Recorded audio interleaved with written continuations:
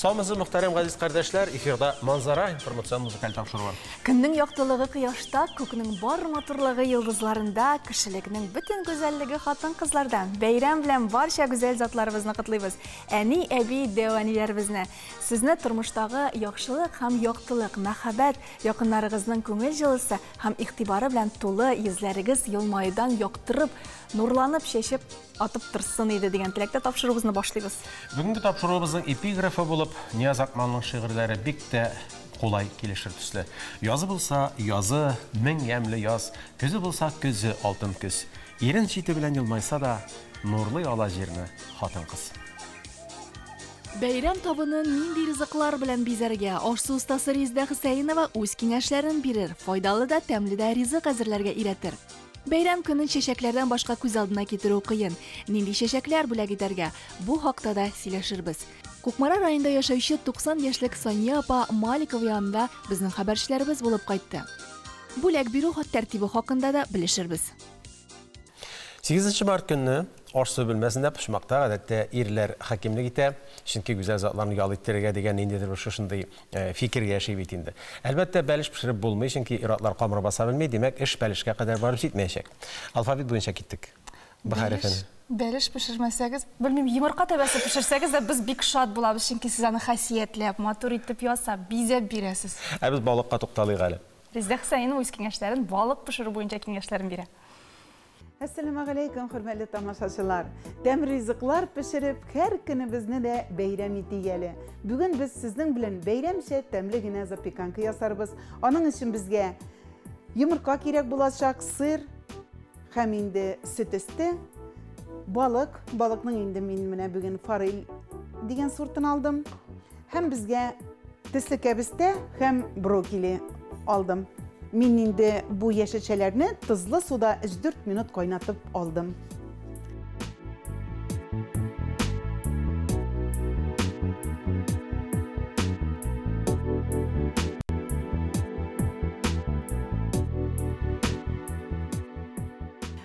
Farilini min fili aldım. Siyegin hem tirisinden çistarttım. Biz onu şulay şakmaklap turuyuz. Hem savutımızga salabız.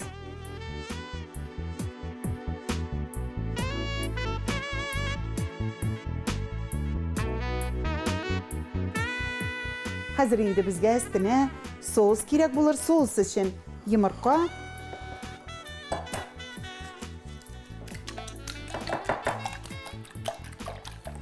tuz salabız. Azirek mında da tuz sibib jiberi geli. Bizge ukrop kirek bulur.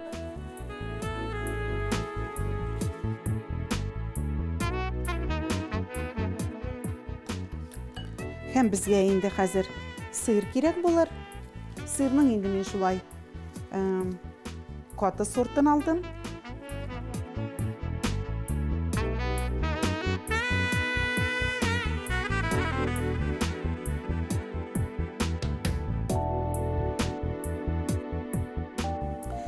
Hazır indi biz süt üstü salabız.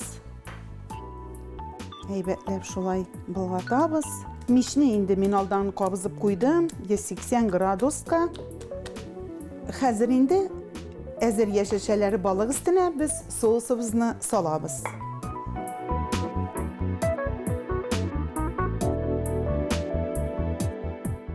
Kaynar mişke 15 minutka koyabız. Bismillahirrahmanirrahim. Allah'a tapşırdık. Mine indi studiyozga temli işlerin çıgarı. Bizim rizıqımız hazır buldu. Mine şunun kadar matur altın su tüske kirip pişti. Yeşilçelerden balık bilen yasalgan zapikankamız hazır buldu. Mine silegen vakitte da o sularım kilip tıram. Bik temlige şağam. Indi balık, indi bizden şulay limon yarata. Şulay limon bilen bizep kuyu geli. Biraz ukrop'ını da vaklap sebep jiberi geli. Менә хөрмәтле тамашачыларым, бәйрәм табынына шундый тәмле ризык әзерләдек. Бәйрәмегез белән гүзәл затлар. Бәхет кыяшыгыз сөнмәсен, җаннарыгыз тыныч булсын иде.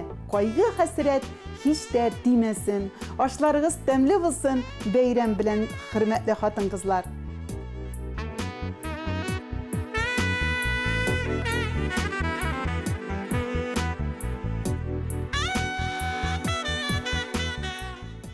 Бәхет гормоны серотонин бүлеп чыгаруда шоколадның файдасы бик күп дип белгечләр. Чын шоколадта какао була, ә ул исә үз чиратында оксымга, углеводларга, клетчаткага, витаминнарга бик бай. Шуңа да белгечләр организмның көчсезләнгән чорында шоколад ашарга киңәш итә. Кокохил дигән уникаль кушылмалар хәтта бит тиресе өчен дә бик файдалы икән. Хәзер кешене бәхетле итәр өчен шоколадтан нәрсә генә ясамыйлар. Шоколад яратучы ханымнарга чираттагы видеоязма бик ошар дип уйлыйбыз. Бәхетле буласыгыз килсә, шоколад куып карагыз, ләкин күп түгел. Исәнмесез, хөрмәтле тамашачылар, мин сезгә бүген шоколадтан төрле сыннар ясарга өйрәтәм. Моның өчен безгә 2 төрле шоколад, форма кирәк була. Хәзер без су парында ак шоколадны өйрәтәбез.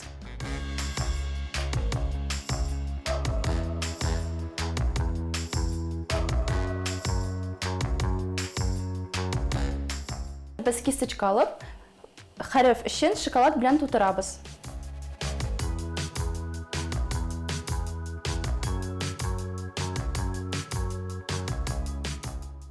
Шул сул белән кара шоколадны эретәбез.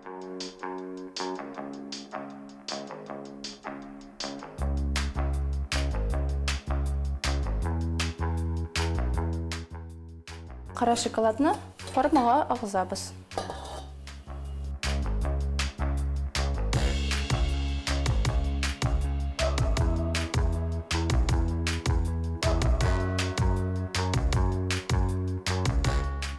Хәзер инде монамысын без 2 сәгатькә куябыз салкынга, ә монамысын 15-20 минутка.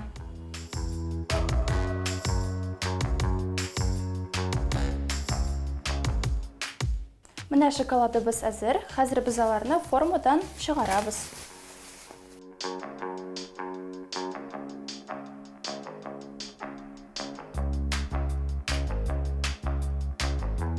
Хәзер без әзер хәрефне матур итеп коробкага урнаштырабыз.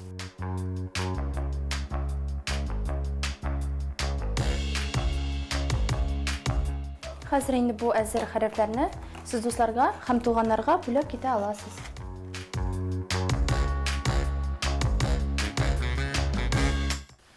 8 март бүген бар да шат дип үскән идек без кичкенә чакларда. Һәм әлбәттә инде бер генә бәйрәмдә чәчкәләрсез уза алмый. Язның беренче бәйрәме 8 март инде бик кирәкте. Хатын-кыз җир йөзендә яшәүче гүзәллек алихәсе дә иң назлы, иң шәфкатьле йөрәк иясе дә, иң көчле яратуга сәләтле затта. Ни хикмәт бу сыйфатларның киресе дә нәкъ аңа хас. Ул усал да, кай чагында зәһәр дә була беләбез без. Ләкин нәрсә генә дисәк тә, матур чәчкәләр бүләк итсәгез, рибездә китәбез инде.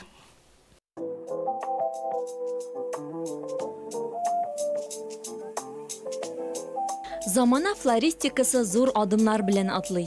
Чәчәкләрсез хәзер бер генә бәйрәмне дә күз алдына китереп булмый. Туган көн, туйлар, юбилейлар, 1 сентябрь, 8 март. Сәбәпләре табылып кына тора. Гадәти чәчәк бәйләмнәре белән бер рәттән төрле кәрҗиннәрдә бик зауыклы композициялар ясыйлар. Флористлар яңа төр чәчәкләрне күрү өчен даими рәвештә Голландиядә узучы күргәзмәләргә бара һәм тәҗрибә уртаклаша.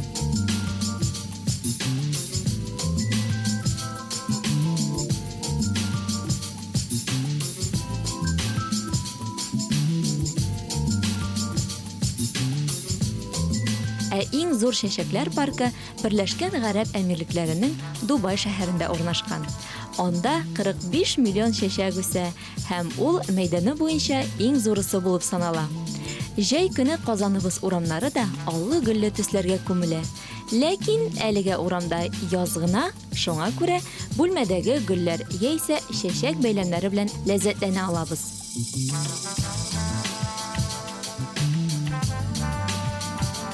Классик чәчәк бәйләме гадәттә бик гади ясала. Моның өчен төп берничә чәчәк сайлана. Бу очракта гербера, ирис һәм ләлә чәчәкләре алынды. Алар янына бизәлеш өчен яшеллек өстәлә.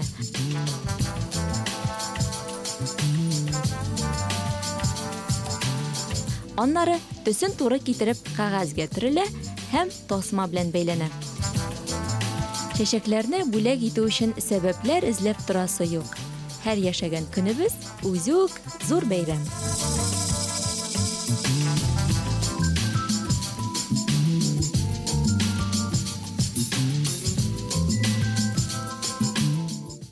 Чәчәк бәйләме янына тагын нәрсә кирәк? Ул әлбәттә матур итеп бизәлгән, матур сүзләр язылган открыткалар. Аларның тарихы бик еракларга барып тоташа. Аларның ниндиләре генә юк иде. Алар матур иде. Аларның тематикалары төрле иде. Хәзер бит инде бөтен нәрсәне компьютер дөньясы алыштыргач, кисәдәгән алабыз да, ысымыз гына ике сүз җибәрәбез дә, саран гына. Шуның белән эш бетте дип уйлыйбыз. Ә бит бар иде нинди заманалар.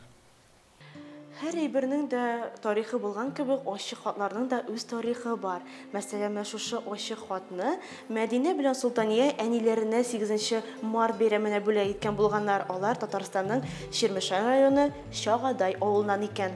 Бүген без сезнең белән шушы ачык хатлар тарихы белән танышырбыз. Якыннарыбызны күп очракта социаль челтәрләрдән виртуаль ачык хатлар белән котлыйбыз. Тик чын кагаздан ясалган ачык хатны кулга алып, аңа күңел түреннән чыккан теләкләрне язып бүләк итүдән дә күңеллерәк нәрсә юктыр. Еллар үтсә дә, аны кулга алу белән юлаучының күңел җылысын тоярга мөмкин. 8 мартка багышланган ачык хатлар СССРда 1952 елдан гына чыгарыла башлыйлар. Алар өстендә яхшы рәсемнәр эшләгән, төрле тематик серияларда чыгарылган. Ачык хатларны коллекцияга туплау филокартия дип атала. 1966 елдан Советлар илендә 8 март көне ял көне итеп игълан ителә. Шул вакыттан башлап бу тема белән бәйле ачык хатлар сизелерлек күбрәк чыгарыла башлый. Безнең музей фондларында бик күп бик кызыклы открыткалар коллекциясе саклана. Төрле табигать күренешләре дә шулай ук үз урынына алып тора. Ачык хатларның тышына мимоза, толпесия, ландыш, гөлчәчәк, ләлә кебек бик күп төрле гөлләр сурәтләнгән. Дөньяның беренче космонавт хатын-кызы Валентина Терешкова сурәтләнгән. Әлеге открытка Ленинградта 1964 елда чыгарылган. Ә инде менә бу открытка башкалабыз Казанда 1975 елда чыгарылган һәм аның бизәлешен Рәссам Әхмәдиев башкарган. 1970 еллар башында ана даны ордены сурәтләнгән ачык хатлар да бик популяр була. Менә ул легендар чәчәкләр төшкән ачык хатлар. Әбиләребезнең, әниләребезнең альбомнарын ачып карасак, шушындый открыткаларны табырга мөмкин.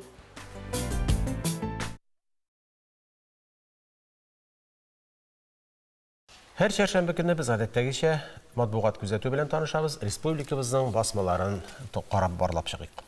Мәйдан әдәби нәфис иҗтимагый журналының март саны Фәйрүзә Муслимова шигырьләре белән ачыла. 2023 ел Дастаннар елы уңаеннан Мирас сәхифәсендә тарихчы Дамир Исхаков халкыбызның эпик әсәрләрендә милли тарих дигән мәкаләсе белән чыгыш ясый. Чәчмә әдәбият Гүзәл Галләмова романының дәвамы Миләүшә Каһарманованың 8 март хикәясе ә шигъри сүз Илдар Юзеев исемендәге әдәби премия иясе шул айда 65 яшьлеген билгеләп үтүче Айрат Суфьянов шигырьләре Рафик Юнус, Фәүзия Җамалетдинованың иҗат үрнәкләре белән тәкъдим ителә. Март айында шулай ук 65 яшен тутыручы Рәзинә Насыйбуллина шигырьләре яңа санның юбилей сәхифәсендә дә урын алды. Илһам канатларында рубрикасы Татарстан Республикасы Язучылар берлегенең Әлмәт бүлеге оешуга 60 ел тулуы уңаеннан шушы төбәк иҗатчыларының шигырь һәм хикәяләре белән таныштыра. Журнал укучылар әлеге сонда җыр сәнгатенә гомерен багышлаган Әнәс Фәйрушин белән әңгәмә, Айрат Суфьяновның яңа китабына күзәтү белән дә таныша ала. Рамазан Кәбиров, Лилия Галистуллина, Әнвәр Шәрипов мәкаләләре әдәби мөхит сәхифәләрендә урын алган. Наил Шәфиғуллин дөньяга бер караш сәхифәсендә үзенең замана хикмәтләренә карата фикерләре белән уртаклаша. Юмор сөючеләргә исә Риф Йөзлекбайның сатирик хикәясе тәкъдим ителер. Мәйданчык кушымтасы бу айда балаларны Гөлширә Нәҗметдинова шигырьләре белән шатландыра. Ялкын журналының март санлы тышлыгында бал спорт биюләре белән шөгыльләнүче Аяз Фазлыев каршы ала. Аның белән биючеләрнең көн тәртибе, туклану рәвеше һәм әлеге спорт төрендәге кыенлыклар турында сөйләшкәннәр. Алдагы битләрдә сине Мамадыш шәһәренең алдынгы укучылары, физкультура һәм ОБЖ фәннәренең Россия күләм фән олимпиадасы призерлары һәм спортсменнар белән әңгәмәләр көтә. Шулай ук Мамадышка килгәч, һәркем күрергә тиешле урыннарны бер язмага туплаганнар. Әлеге районга сәяхәт кылыр өчен менә дигән сәбәп. Аш-яш сәхифәсендә интровертлар белән аралашу серләре, егетләрнең тышкы кыяфәте, косметика куллануына бәйле стереотиплар һәм киләчәккә фәнни прогнозлар турында сөйләшкәннәр. Шулай ук пирсинг темасына да кагылганнар. Ни өчен кайбер яшүсмерләр пирсингка кызыга, әти-әниләрнең моңа карашы нинди һәм психолог бу темага ниләр әйтә ала? Тәҗрибә сәхифәсендә югары уку йортына эшкә урнашканда гендерлы бүленеш, бетчәләр белән көрәшү, матурлык стандартлары һәм телефоннар ремонтлаучы һөнәр турында сөйләшкәннәр. Егетләрне исә тагын бер файдалы язма көтә. Үзеңә охшаган кыз белән ничек сүз башларга? Матбугат темасын кунакханә сәхифәсендә дә дәвам иттерәбез. Студиябызда кунакта Казан утлары журналы хезмәткәре Алина Хәбибуллина. Хәерле көн исәмсез. Исәнмесез. Алина, сез исемен белгеч. Менә безнең басма журнал, интернет еңлекләрендә ничегрәк яши шул хакта сөйләгән? Казан утлары укучыларга билгеле булганча инде ул татар халкының төп журналы булып санала. Әлбәттә, хәзерге вакытта интернет киңлекләрендә әдәбиятны популярлаштыру ул бик мөһим, чөнки яшьләр интернетта утыра һәм шулай ук бүгенге көндә инде өлкәнрәк яшьтәгеләрдә хәтта шушы интернет киңлегенә тартыла башлады. Сайтта, мәсәлән, һәркем карый ала, сайтка ничә кеше керә, ничә кеше укый, булар барысы да күренеп тора һәм бу саннарга карагач, чынлап та интернетта да шактый укучылар күп икән дигән фикер туа. Мәсәлән, безнең сайтка көненә кимендә 800 кеше керә. Әлбәттә, бу шартлы сан инде ул күбрәк булырга мөмкин. Кайбер көнне 4000 кеше керә, кайбер көнне 2000, 3000 булырга мөмкин. Һәм төрле платформада төрле аудитория утыра. Мәсәлән, Инстаграмда яшьләр караса, сайтта инде күбрәк өлкән яшьтәгеләр, Одноклассники-да инде шулай ук өлкән яшьтәге аудитория әдәбиятны күзәтеп бара. Әмнә журналда бастырылган әйберләр сайтка да урнаштырыламы, яисә сайтка ниндидер актуальрак хәбәрләрдә куеламы? Мин булай дип тә бирәм. Менә журналның электрон саны тулысынча электрон версиясен укып буламы, мөмкинме ул? Иң беренче чиратта безнең өр-яңа әсәрләр алар басма санда чыга. Әйе, һәм берникадәр вакыт узганнан соң гына алар өлешләп сайтта урын ала башлый. Ягъни әгәр дә әдәбиятны күзәтеп барырга тели икән укучы, ул әлбәттә басма санны укырга тиеш, чөнки иң кайнар әсәрләр, иң кайнар яңалыклар нәкъ менә журналда урын ала. Инде берникадәр вакыт үткәннән соң гына алар сайтка урнаштырыла. Моннан тыш, әдәбият сөючеләр өчен безнең берникадәр әле яңалыгыбыз да бар. Узган елны цифрлаштыру елы уңайыннан без узган гасырда күргән журналларның барысында диярлек архивта сакланганнарын инде сайтыбызга урнаштырдык. Ягъни үзебезнең архивыбызны булдырдык. Бу Казан утлары турында. Әйе, сүз Казан утлары турында бара. Кириллицада булган журнал соннарын хәтта әле Wordка да күчердек. Әлбәттә, программа кайбер өлешләрдә ялгышырга мөмкин, ягъни татар хәрефләрен укымаска мөмкин. Ләкин без хаталарны хәзер төзәтәбез, эш процессы бара һәм киләчәктә һәр укучы кирип укырлык итеп, һәр укучы кулланырлык итеп, менә шушы эшне башкарып чыгарбыз дип өметләнәбез. Әмма язгы саны, Казан утларының язгы саны тамашачыларны, укучыларны нәрсә белән сөендерер икән? Язгы саны, чынлап та язгы сан булды. Анда яшьләр дә, яшьләрнең дә, өлкән язучыларның да иҗаты урын алды. Мәсәлән, март саны Гөлүсә Батталның бик матур шигырьләр циклы белән башланып китә. Эльвира Сафина кебек шагыйрәнең шигырьләре урын алды. Шулай ук Фирдәүс Гыйматдиновның Урда ханы үзбәк әсәре инде берничә санга бүленеп бирелгән иде. Бу март санында шулай ук аның бер өлеше урын алды. Шулай ук Рабит Батулланың хикәяләре, Ринат Мөхәммәдиевның бик матур хикәясе белән таныша ала безнең укучылар. Моннан тыш безнең Казан утлары журналы фәнгә дә зур игътибар бирә. Мәсәлән, Дания Захидуллинаның мәкаләсен укырга мөмкин монда укучылар. Шулай ук тарихчы галим Илдус Захидуллинның да мәкаләсе урын алды. Идел Булгар дәүләтендә ислам дине кабул итүгә 1100 ел тулу уңаеннан безнең мәкаләләр циклы Казан утлары журналында басылып килә һәм Илдус Захидуллинның мәкаләсе шушы темага кагылышлы. Әле бит менә журналның шушындай электрон версияда булуы дигәндәй, менә сез сәмән белгеч буларак әйтә аласыз. Киң мөмкинлекләр ачадыр дип уйлыйм. Чөнки аны географияктан шикләнмичә укырга мөмкин. Мәсәлән, дөньяның теләсә кайсы илендә. Әйе, безгә, мәсәлән, Төркиядән дә кайта авазлар ишетелә, барысында, мәсәлән, комментарийлар калдыра алалар. Безнең редакциягә әле хәтта хатлар да килә, чын кәгазь хатлар. Instagram, ВКонтакте, Одноклассники, сайт бөтенесе дөньяның төрле почмагыннан әдәбият белән бездә басыла торган әсәрләр белән танышырга мөмкинлек бирә. Һәм без алар белән тыгыз элемтәдә торабыз. Алар белән аралашабыз, аларның фикерләрен һәрвакыт бик теләп истә тотабыз. Һәм менә шушылай бергәләп эшләү ул аудиторияны өйрәнү өчен дә бик файдалы. Чөнки аудиторияның нинди әсәрләр көткәнен белеп торабыз һәм шуңа мөнәсәбәтле рәвештә инде Казан утларының контенты формалаша. Бик зур рәхмәт. Сезне бүгенге бәйрәм белән тәбрик итәбез. Исән-сау эшләргә язсын сезгә. Рәхмәт. Хөрмәтле тамашачыларыбыз, без тапшыруыбызны дәвам итәбез. Һәр вакыттагыча дөнья яңалыкларын безнең хезмәттәшебез Алия Сәлимҗанова барлады. Терс-Хеллинг утравында яшәүчеләр төньяк балкышын күзәткән. Миллионлаган төсле утлар күк йөзен яшел, алсу һәм сарыга манган. Әлеге табигать күренеше Нидерландта сирәк күзәтелә, ләкин бу юлы аны бөтен ил буенча, хәтта Дренте, Гронинген, Гелдерланд провинцияләрендә дә күрү бәхетенә ирешкәннәр. Төньяк яки поляр балкышы ул кояш җиленең кырылган кисәкчләре йогынтысында, планета атмосферасының өске катлавында, ягъни магнит сүрүендә нурлар барлыкка килү дигән сүз. Балкышның уртача дәвамлылыгы дистәләрчә минуттан алып берничә тәүлеккә кадәр сузылырга мөмкин. Монгол милли көрәше Бухе Бирилдан Монголиядә бүген дә әһәмиятен югалтмый һәм үзенең аслын саклап кала. Катнашучылар бер-берсе белән кыска шорт, шуудаг, ачык күкрәкле күлмәк, зодок һәм аяк башы бөгелгән йомшак итекләр, монгол гуталдан торган традицион костюмнар киеп көрәшә.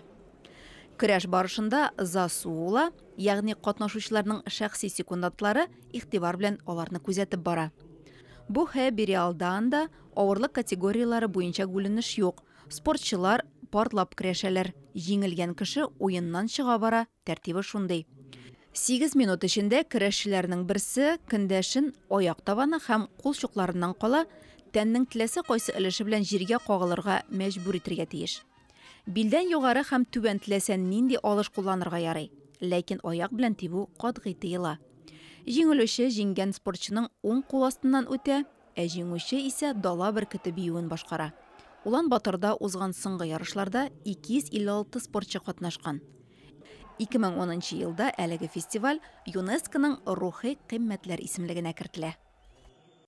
Татарстанның чаңгычы егетләре республика хатын-кызларын 8 март белән котлап, аларга бик матур бүләк ясады. Алар Архангельск өлкәсе Малиновка бистәсендә узган чемпионнар биеклеге ярышында, эстафета ярышында көмеш медаль яулаган. Әлеге җиңү белән аларны Татарстанның чаңгычылар федерациясе президенты Илшат Фәрдиев тақытлаган. Матур һәм яқты җиңү булды. Бөтен Татарстан һәм илнең башка төбәкләрендә яшәүче җанатарларыбызга рәхмәт, сезнең ярдәмегез бик кирәк, диде ул үзенең котлау сүзләрендә.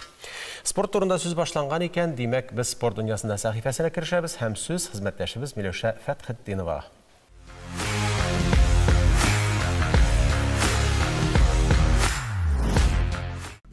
Көннәр аяз. Күктән җылы нурлар сибеп кояш килә. Җиргә тама көмеш тамчы, сагынып көткән яз килә. Хәерле көн, хөрмәтле тамашачылар.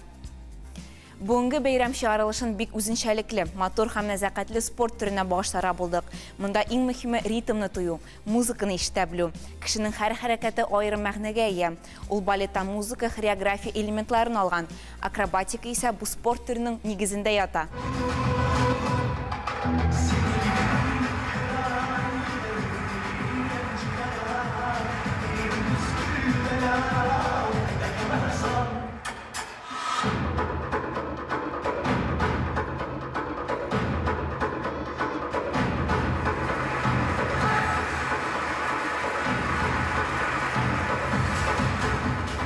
Аңлағансыздар, сөз нәфис гимнастика турында бара. Аның асылы сикергеш, қыршау, туп, шуқмар, тосма яки бір әйберсіз генә дә музыка уйнау дәвамында түрлі гимнастик һәм бию хәрәкәтләр ясаудан ғибарәт.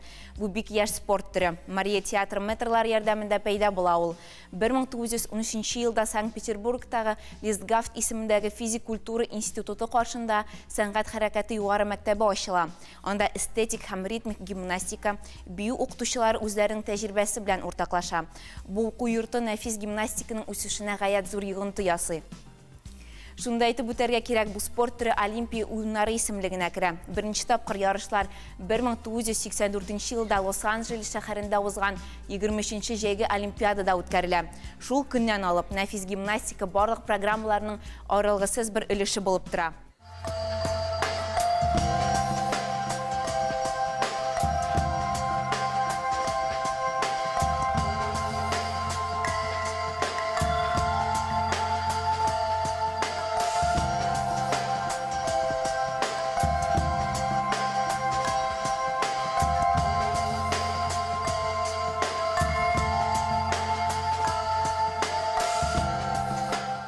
Бу спорт түрі турында кызыклы фактлар. Беренчедән, гимнастның бик сыгылмалы булуы зарур. Ул хәрәкәтләрне яхшы координацияләргә халыкча әйтсәк, сөлек кебек булырга тиеш. Иң мөһиме төс, сылу гәүдә. Шунсыз бер күнегүне дә, сикерүне дә дөрес башкара алмыйсың. Икенчедән, иратлар өчен дә нәфис гимнастика буенча ярышлар үткәрелә. Үзебезнең милләттәшебез, Татарстанның бердән-бер нәфис гимнасты Булат Сөңгәтуллин турында сөйләп үтмичә булмый. Ул Россия тарихында беренче иратлар нәфис гимнастикасы буенча ил чемпионы исеменә лаек булган егет. Афәрин!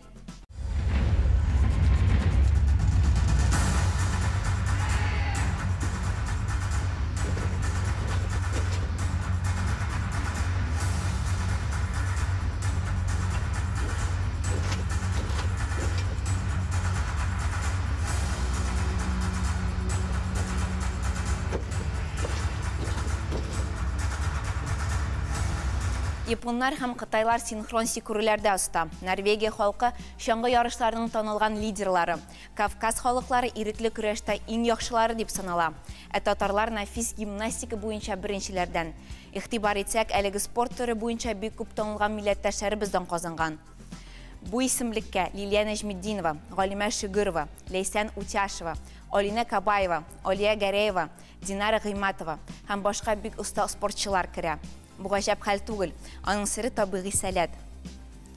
Спортчыда булырга тиешле иң мөһим күрсәткечләрнең берсе буыннарның яхшы сыгылмалыкка, шулай ук төс һәм көчле тәнгә ия булуы. Татарларның әлеге спортта шактый казанышларына ирешүнең бер хикмәте шунда. Тик шулай да бик күп нәрсә кешенең холкыннан да тора. Җитезлек, хезмәт сөючәнлек һәм уңай мәгънәдәге үҗәтлек татарларның канында бит инде. Нәкъ шушы сыйфатлар кызларыбызны җиңүгә китерә дә.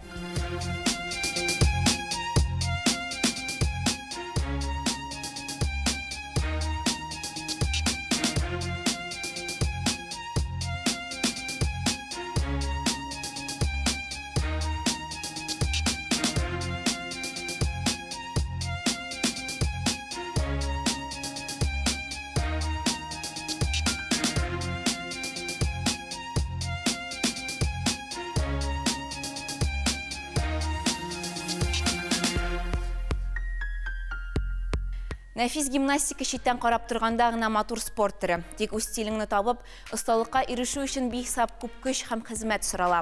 Спортчылар ифрат нечкә һәм нәзакәтле күренә, ләкин үз чыгышларында алар нинди зур рух көчен күрсәтәләр. Чөнки уңышка ирешер өчен даими рәвештә сабырлык һәм үҗәтлек белән берничә сәгатьләп күнегүләр башкарасы бар. Ә мондый түземлек бөтен кешегә дә бирелмәгән.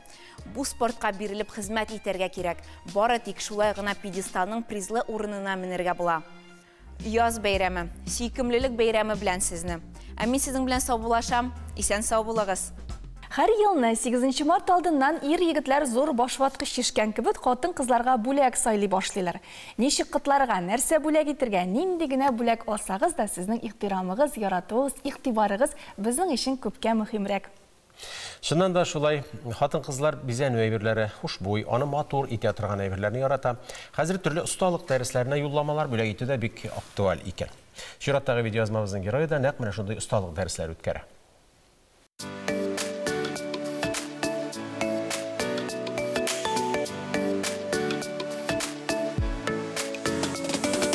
Хәерле мөхтәрәм телевизор караучыларыбыз, без бүген искиткеч кеше Динә белән очраштык. Ул менә шундый матур һәм зауыклы чокерлар ясый. Хәерле көн, Динә. Хәерле көн, Ләйсән. Минем беренче чокеримне мин үземә ясадым. Миңа бик ошады. Аннары мин чокеримне әниемә бүләк иттем, апаларыма бүләк иттем. И шундый кечкенә хобби минем зур эшкә әйләнде. Динә, без күрәбез, синең бөтен чокерларында шундый ак төстә, алсу төсләре дә бар, зәңгәр су төсләре дә бар. Ничек син бу төсләрне сайлыйсың?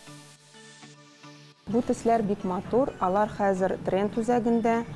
Һәм инде аларны күбрәк итеп заказа бирәләрдер инде кызлар, чөнки алар бөтен кимгә дә килешәләр. Динә, шуның турында сөйләшик әле. Менә әйтик, мин бүген шундый блузкада, бу блузкага нәрсә кисәм дөресрәк булыр икән. Синең бүген образыңа браслетлар туры килә. Минем дә бүген образыма массив браслетлар туры килә һәм массив йөзек тә бар. Әгәр дә сезнең муеныгыз ачык булса, бер чокер киеп була. Теләсәгез, ике чокерны аралаштырып кия аласыз. Бик матур. Без бүген телевизор караучылар өчен дә остахана оештырырга булдык. Динә, без чокерны ясар алдына нишләргә тиешбез? Хәзер без алабыз тросикны. Шундый трос сатыла кибетләрдә. Аны без кистек. Стандартный размер ясадык. Стандарт размер ул 36 сантиметр. Беренче төймәне алып, без шулай итеп бәйләп куйдык. Менә ул безнең бәйләнде. Хәзер инде төймәне җыя башлыйбыз. Минем чокерым бераз авыррак булачак, чөнки минем төрле төсләр, инде Динәнең чокеры бер ак төстә генә тора дип әйтик. Бик мавыктыргыч эш. Сез моны үзегездә идея ясый аласыз үз кулларыгыз белән. Менә Динә әйтте, яртысын ясап чыкканнан соң без бераз туктап торабыз һәм анда менә шундый матур әйтик, йөрәкләр элеп була, кояш элеп була. Аннан соң инде без үзебезнең чокерыбызны дәвам итәчәкбез.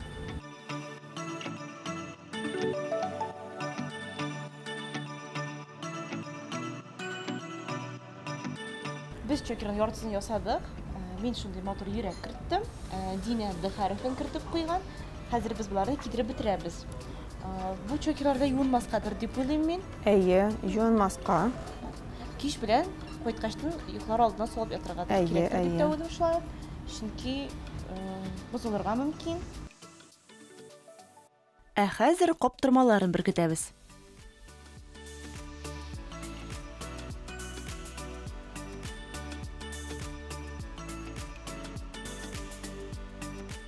Чокер бәйрәмгә бик шәп бүләк. Менә шундый матур чокерларны ясап, без сезнең белән сау булышабыз, туганнарыгызга, якыннарыгызга аны бүләк итәргә онытмагыз. Сау булыгыз. Сау булыгыз.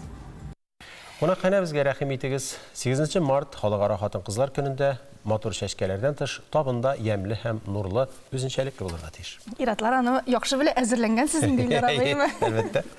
Безнең студиябызда кунакта кондитер Регина Габдрахманова. Регина, хәерле көн. Хәерле көн, исәмсез. Шундый хуш истар алды, тәмле исле тортлар бирде. Хатын-кыз гомумән ул тортлардан бераз аңа шикләнеп карый бит инде. Ничегрәк сез аларга алынасы булдыгыз? Ничек кирип киттегез? Мин кичкенәдән бу һөнәр белән кызыксынадыр идем инде. 2018 елда үземнең гаилә өчен пешерә башладым. Туган көннәргә, яңа елларга. И шуннан соң кунаклар килгәндә инде туганнар, иптәшләр Хой, Регина, бик тәмле син тортларын безгә дә пешереп бир әле дип сорагачыннан инде шулай иттереп туганнарга пешердем. И шулай иттереп заказлар ала башладым. Менә татар халкының иң зур сые ул бәлеш. Бәлешне гадәттә шул бер тәүлектә өлгертәләр буга инде. Ә менә тортны ничә вакыт көтмәп пешерергә кирәк? Тортка инде вакыт күбрәк кирәк, һәм дә бисквитын пешерәсен, аны 8 сәгать тотырга кирәк холодильникта. Чөнки вакыты җитмәсә инде, ул крашиться итә башлый. Ул үз влагасын үзенә алырга тиеш. Шуңа аңа вакыт кирәк. Андарысын инде крем белән сылап куйгач инде, аны тоже әзрәк тотырга кирәк. Һәм дә пропитация итәргә тиеш торт. Менә пышлыгы бик матур итеп бизәлеп куйган. Эшлегендә нәрсә? Күбрәк кеше нинди эшлек ярата? Кеше күбрәк бисквитный тортлар ярата.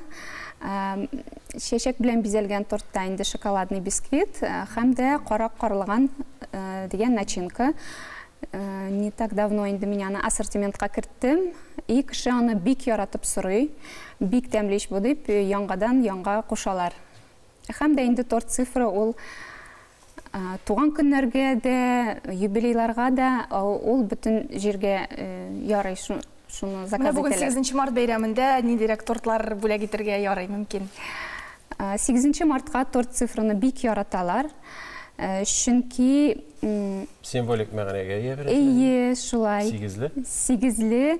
Матур иттереп бизәп буланы, җиләк-җимеш белән, чәчәк белән бизәп була, шоколад белән бизәп була. Бик яратып аны сорыйлар. Регина, менә безнең һәрвакыт дөньяда бергә атлый һаман бөтен нәрсә үзгәреп тора, тортның бизәлеше дә. Менә без кичкенә чагында мондый тортларны, шундый тортлар булыр дип күз алдына да китерә алмыйдыр. Менә сез дә остара барасыз, һәрвакыт яңалык белән бергә атларга кирәк. Төрле осталык дәресләрендә катнашасызмы, укыйсызмы, каян өйрәнәсез? Мин мастер-классларга йөрим, гел укып торам. Модадан каласы килми инде, дөресен генә әйткәндә. Мода дигәннән хәзерге вакытта иң модалы торт кайсысы? Менә безнең ике вариант бездә. Икесе дә бер тигез дип әйтим инде. Һәм дә туйларга, никахларга бик әйбәт живой тере чәчәк белән бизәлгән тортлар. Также калышмый инде. Җиләк белән бизәлгән тортлар. Гаиләдәгеләр, иптәшегез, балалар ничек карый менә сезнең эшегезгә? Аларга бик ошый инде. Аларга бик ошый. Әни тагын берәр нәрсә пешерәсеңме инде дип гел сорап торалар инде. Менә бу тортның формасы миңа бик кызык. Менә бер генә дә чыккан иткән җирәк тип-тигез ниндидер цилиндрга салып пешерелгән шикелле, аны шундый формалары бармы? Бисквитны пешерәм формада, андарысын инде җыям формасыз и тигезлисен. Хатын-кыз гадәттә торттан курка инде ул. Чөнки калорияләр һәм башкалар. Фигура бозыла дип, менә сез нәрсә киңәш итәргез бәйрәм көнне берәр кисәк торт ашасаң ярыймы? Нишләп ярамасын? Менә мин ашыйм, Аллага шөкер. Регина, бик зур рәхмәт сезгә шушындый матурлык өчен һәм сезне шушы гүзәллек, матурлык бәйрәме белән сезне дә тәбрик итәбез. Рәхмәт яусын. Минем дә ике сүз әйтеп китәсем килә. Хөрмәтле хатын-кызлар, әбиләр, әниләр, апалар, сеңгеләр, котлыйм сезне 8 март бәйрәме белән. Чын күңелдән телим сезгә сәламәтлек, озын гомер, ак бәхетләр. Һәр вакыт матур булыгыз. Сөйнеп яшәгез, бәхетле булыгыз. Илебез тыныч булсын, күгебез аяз булсын. Әниләрнең, балаларның күңеле тыныч булсын. Амин. Рәхмәт яусын. Мәскәү өлкәсе мөселмандары мини-футбол буенча ярышта катнашканнар. Менә Пенза өлкәсенең Неверкин районында Әбикәй Матуркай бәйгесе үтте. Ул Аккал фак бөтен дөнья татар хатын-кызлар оешмасы оештырды әлеге чараны. Бөтен дөнья татар конгрессы шул хакта хәбәр итә. Бәйгедә катнашкан әбикәйләр үзләренең уңганлыгын күрсәтте. Шулай ук онытыла барган гореф-гадәти йолаларын да сәхнәләштергән. Милләттәшләребез тормышында тагын нинди яңалыклар бар? Булар хакында гадәттәгечә Ләйсән Гайнуллина сөйләп узар. Рәхим итегез. Хәерле көн, мөхтәрәм тамашачылар, республикабызда һәм чит төбәкләрдә яшәүче милләттәшләребез. Җылы кояш нурларына төренеп, йөгерек, гөрләвекләре белән йөгереп, язның 1 ае мартта килеп җитте. Кыяш килә шундый матур дөнья, бәйрәм рухын сизә күңелләр. Хатын-кызлар, бәйрәмегез белән тәбрик итәбез йөрәк түреннән.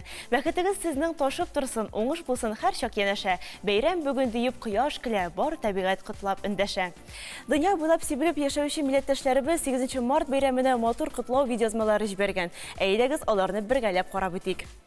Хөрмәтле хатын-кызларыбыз, сезне Удмуртия татарлары исеменнән һәм үземнең исемемнән язның иң гүзәл бәйрәме 8 март халыкара хатын-кызлар көне белән тәбрик итәм. Сезгә исәнлек, саулык, семьягызда бәхет, шатлыкта, тынычлыкта яшәвегезне теләп, миннән музыкаль бүләк.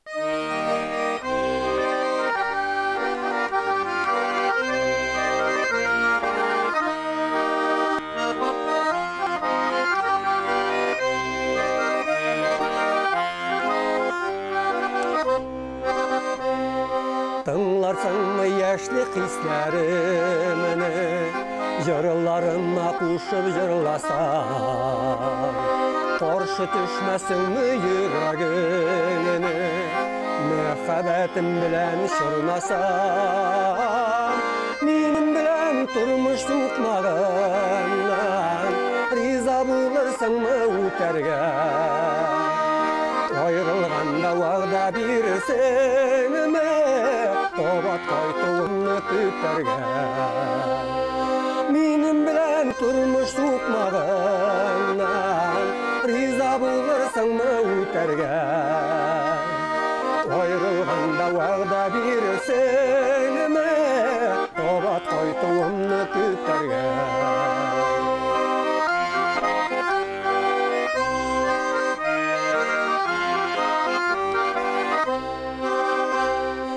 Aşkın ulu yürek küte günüde, Utaqtanın sızlı batqanan, Yaşligimni jırga salgan şoqta, Kuşlup jırlarsınmı opağım, Koytqan şoqta sorman duylarına, Yonlarında мәңгі қолırgan, Qırıq işin toşlap qırıq yoqta, Çıgarsınma qarşı olurga. Koytqan şoqta sorman buylarına, Yonlarında мәңгі қолırga, Qırıq işin toşlap qırıq yoqta, Çıgarsınma qarşı olurga. Qırıq işin toşlap qırıq yoqta, Çıgarsınma qarşı olurga. Qadrli apalar, әниләр, сеңелләр, нәниләр, сезне Ульяновск өлкәсе җирлегендә яшәп гомер кичерүче барлык ир-егетләр исеменнән язгы олы бәйрәмебез халыкара кыскартма көне белән котлап үтәбез. Сезнең гаиләләрегездә исәнлек, иминлек, саулык, тынычлык, күкләребез аяз булсын иде, күңелләребездә гел яз булсын иде, бәхетләрегез сашып торсын иде, киләчәккә планнарыгыз үтәлеп барсын иде.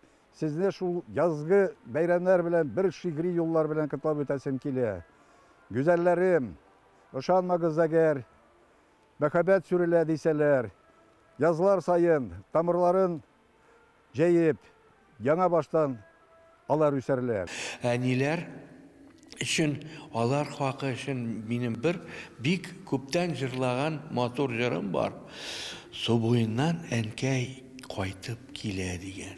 Су буеннан әнкәй кайтып килә, Каскавырые алган кулына, Чәчләренә жылы карлар булып, Талмамыгы яуатын гына, Чәчләренә жылы карлар булып, Талмамыгы яуатын гына.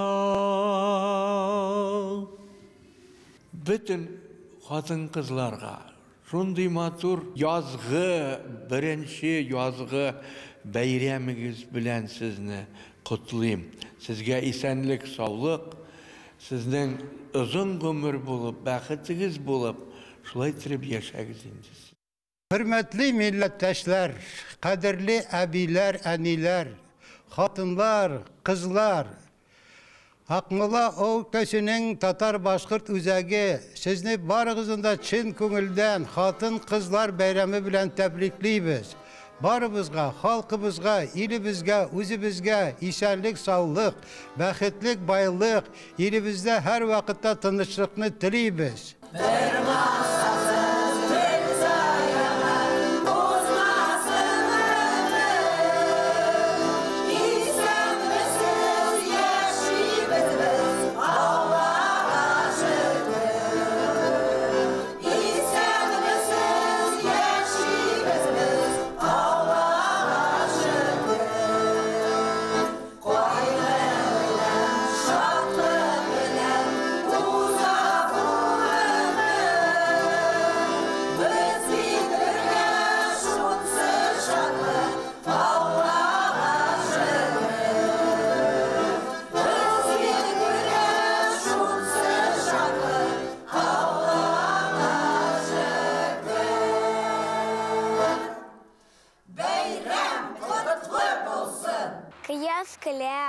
Шундай матур дөнья, бәйрәм рухын сизә күңелләр.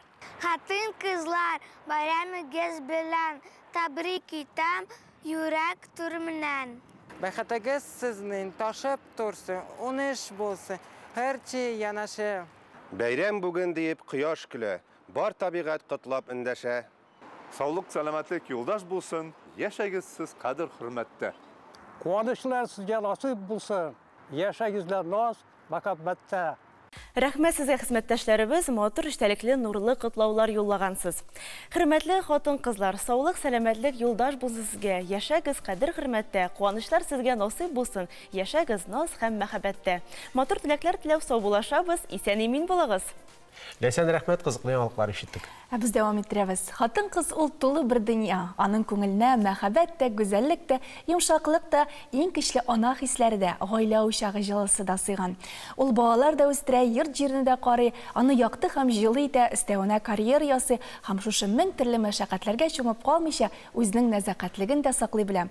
Буларны бары тик хатын-кыз гына булдыра. Келесі видеоязмабыздың геройы да нәкъ менә шундый олы йөрәкле, уңган, тырыш хатын-кызларыбызның берсе. Социалистик хезмәт герое Гөлбикә Кәримова.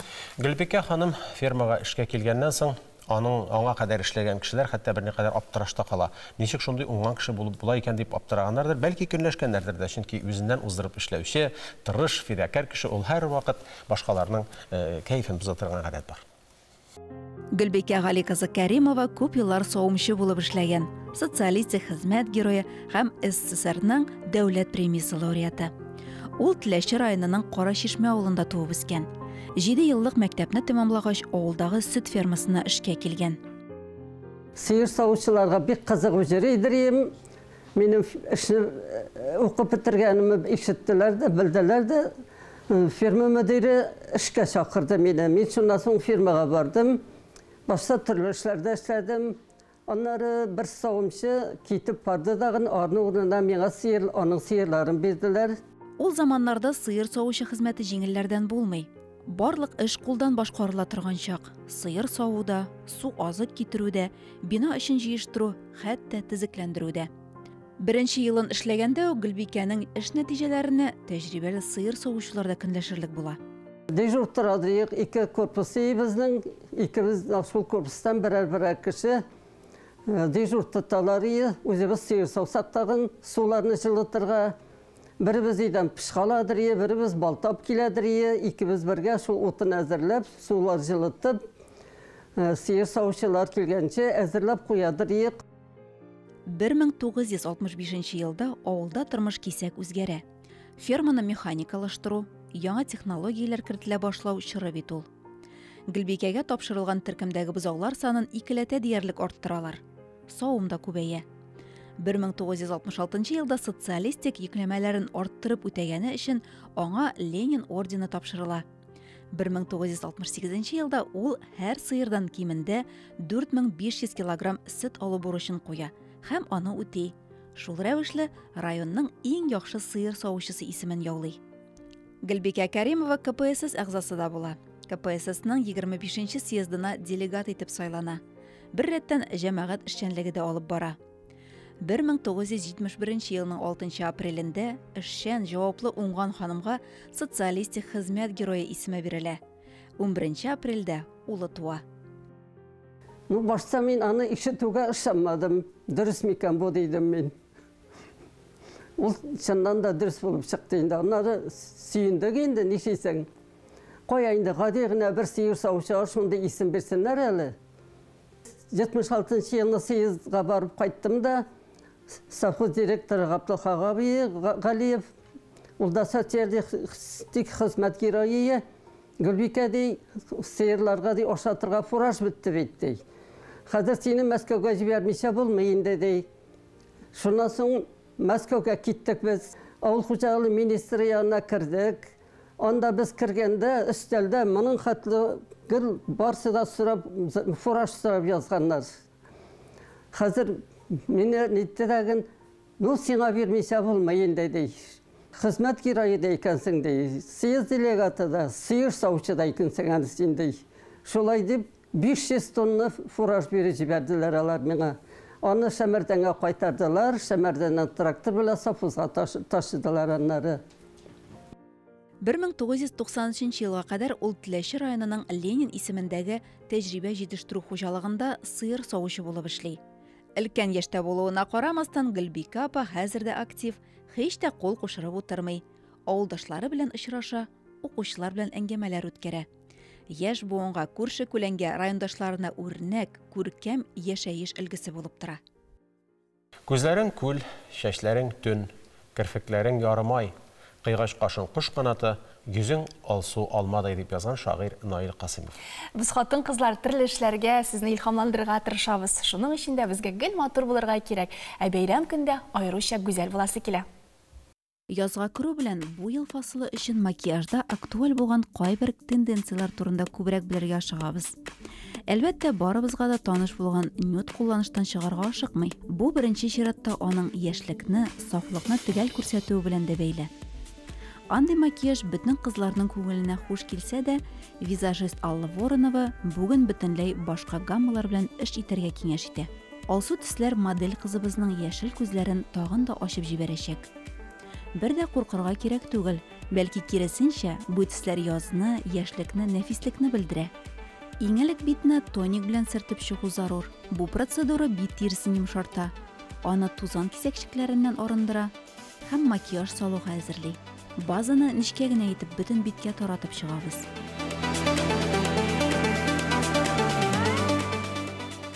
Тональ крем белән эшлибез.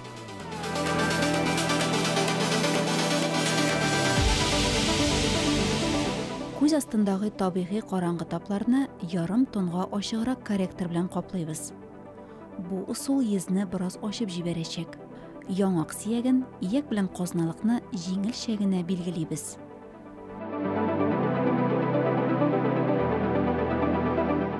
Бит очларын шулай ук ялтыравык кершән белән кызартабыз. Хайлайтер кулланганда чама хисен онытмаска кирәк. Аз гына борын очына, ирен өстенә дә кагылып алсагыз була. Кашларның формасын матурлыйбыз, аларны тарыйбыз, төскертәбез.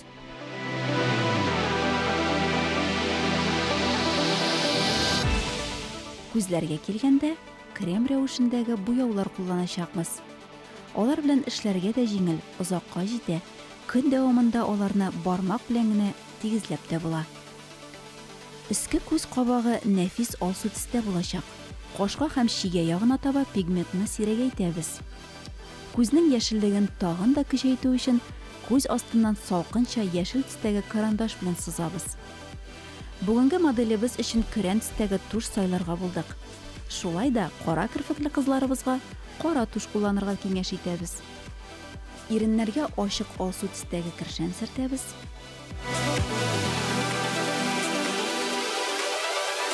Бәйрәмдә тагын да балкып торасыгыз килә икән, хайлай тырнак кызганмыйбыз. Аны җиңелчә генә барлык ачык урыннарга сөртеп чыгып була. Язгы нәфис макияжыбыз шуның белән тәмам. Бәхетме? Әнинең сүгүе, әрләве, бәрүе, тетүе, дәшмәве. Бары тик яшәве, яшәве. Бик узак яшәве. Шагыйрь Наил Касимов иҗатында хатын-кыз җир фәрештәсе җир бизәге җирдәге мәңгелек табышмагы итеп сүрәтләнә. Хатын-кыз нәкъ шундый бит ул. Чираттагы видеоязмабызның герое да бәхетле әни, дәвәни Сания Маликова.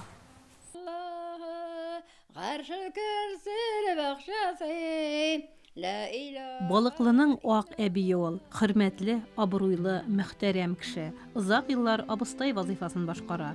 Сания апа күптән түгел генә 90 яшен тутырган, зур итеп авыл мәдрәсәсендә билгеләп үткәннәр. Маликовлар гаиләсенең күрке, терәге, горурлыгы, сугыш чыры баласы ул. 13 яшьтән җигелеп эшли башлаган, урманда кискән, атта җиккән һәм почта ташучы булып эшләгән. Көндә 4 чакрым йөрү түгел, иң авыры кайгылы хәбәр җиткерү иде ди ул. Хатлар килә.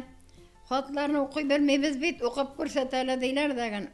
Укып күрсәтсәң, анда үзең беләсең инде, менә шул балаңны шунда күмеп куйдык дигән хатлар була. Алар бик аяныч була, аннан тәгәри җылый башлыйлар. Үзеңә дә бик авыр шитен була, укымасаң укымыйлар, укысаң үзеңә шитен була. Аннан инде бешиңләр килә, алар барсында тапшырасы була. Шуның белән бердәгән олай җиңел булмады анда да. 1951 елны Балыклы авылына килен булып төшә. Ире тракторчы Фәйзел Хак. Аның белән 7 бала тәрбияләп үстерәләр. Бүгенге көндә 16 оныгы, 18 оныкчыгы бар. Алар һәр берсе үзенә урын таптылар, Аллага шөкер. Менә хәзер шуларның хөрмәтен, шуларның рәхәтен күреп яшим. Үстергәндә авыр булса да, менә олайгаш бик рәхәт икән балалар. Бер дә тик торасым килми. Ашарга да пешерәм әле мин. Камыр ризыклар да пешерәм, Аллага шөкер. Безнең өйдә тыл яхшы. Тыл яхшы булса, үзегез беләсез.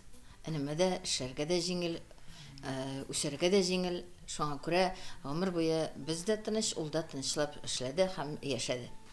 Без әниебез өчен тыныч. Чөнки шанычлы кулда.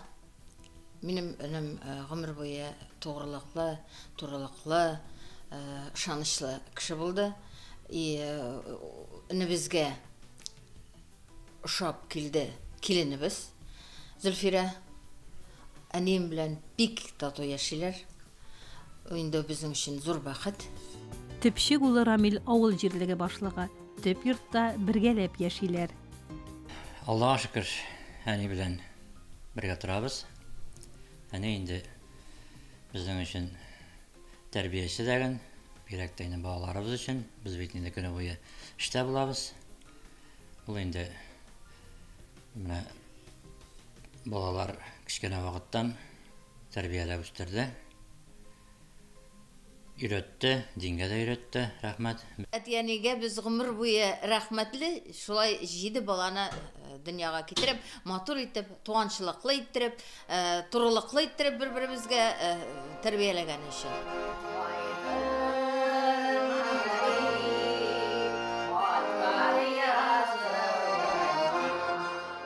Ялларда, бәйрәмнәрдә туганнар бергә җыела.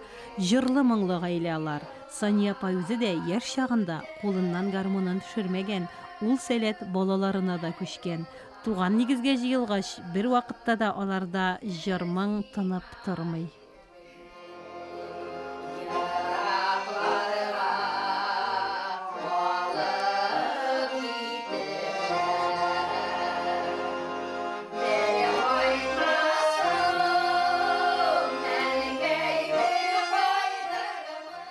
Беренче татар ресторанын оештыручы Ленин һәм Халыклар дуслыгы ордены кавалеры РСФСРның атказанган сәүдә хезмәткәре. Кулинар хезмәтләре өчен алтын медаль алган татар халык ашлары белгече Юнус Әхмәтҗанов татар милли ризыклары турында күп санлы китаплар авторы. Татар милли аш-суларын саклап калуга һәм аларны танытуга, киләчәк буынга тапшыруда зур өлеш керткән кеше. Теләче районы Олы Кибетхуҗа авылында милли татар ашларын дөньяга таныткан якташлары Юнус Әхмәтҗановка багышланган яшь пешекчеләр һәм аш-су осталары арасында беренче район фестиваль бәйгесе узды. Илмира Әхмәтҗанова, Марат Кыддусов, Алия Сәлимҗанова әзерләгән видеоязманы карыйк.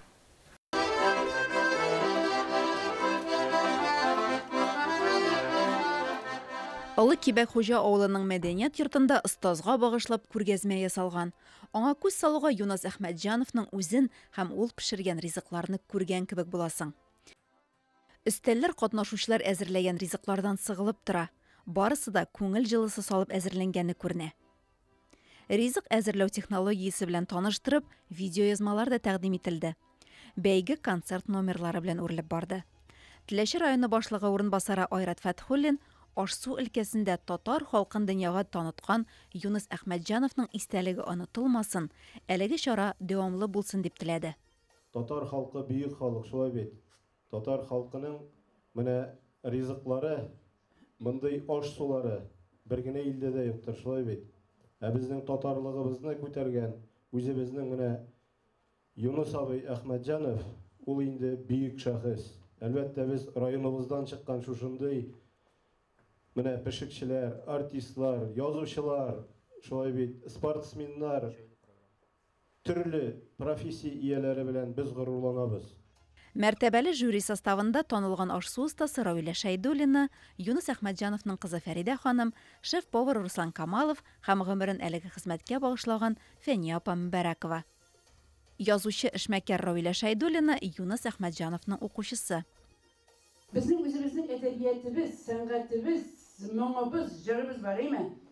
Һәм безнең үзебезнең ашау культурабыз булган. Хәзер дә бар име? Менә шушы ашау культурасын күтәрүче һәм аны менә бөтен дөнья күләм алып баручы Юнус абый. Юнус Әхмәтҗанов җәмәгать туклану системасында 1942 елда эшли башлый.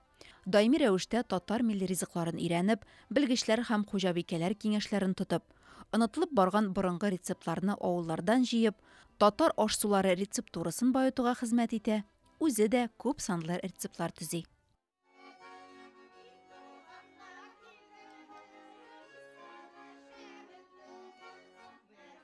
Бәйгедә җиңүчеләрне иң матур торт, камыр ризыклары, бәйрәм бәлеше, балык ризыгы, иң матур салат, җиләк-җимештән матурлык, заманча креатив ризык кебек номинацияләрдә бүләкләделәр.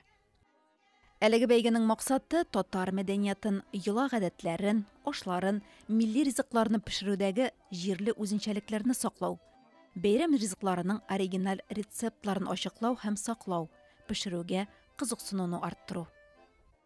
8 март көнне аш-су бүлмәсендә пешмакта гадәттә ирләр хакимлек итә, чөнки гүзәл затларны ял иттерергә дигән ниндидер шушындый фикергә яши бит инде. Әлбәттә, бәлеш пешереп булмый, чөнки иратлар камыр баса белми, димәк, эш бәлешкә кадәр барып җитмәячәк. Алфавит буенча киттек. Бәлеш пешермәсәгез, белмим, йомырка тәбәсе пешерсәгез дә без бик шат булабыз, чөнки сез аны хәсиятләп, матур итеп ясап, бизәп бирәсез. Ә без балыкка тукталыйк әле. Резидә Хөсәйнова үз киңәшләрен балык пешерү буенча киңәшләрен бирә. Assalamu alaikum, hörmətli tamaşaçılar. Təm rizıqlar pişirib, hər günümüzdə də bəyram etəyəli. Bugün biz sizin bilən bəyramşə təmligine zapikanka yasarбыз. Onun üçün bizə yumurta kerak bulacaq, sır, həm indi süt üstü, balık. Balıqның indi mən bugün faril degan sortunu aldım. Həm bizə tisli kəbistə, həm brokoli aldım. Мен инде bu яшелчәләрне тызлы суда 3-4 минут кайнатып алдым.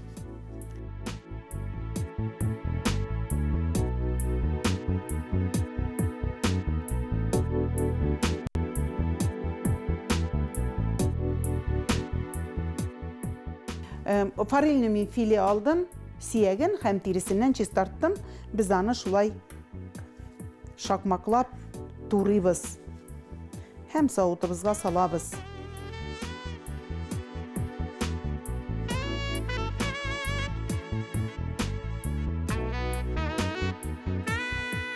Hazır indi bizge üstüne soğuz kirek bulur. Soğuz için yumurta,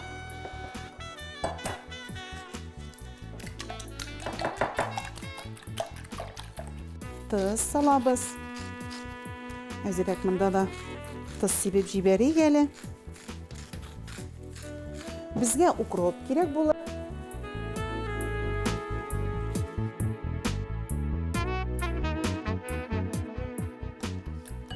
Һәм бізге енді қазір сыр керек болар. Сырның енді мен шулай қаты сортын алдым.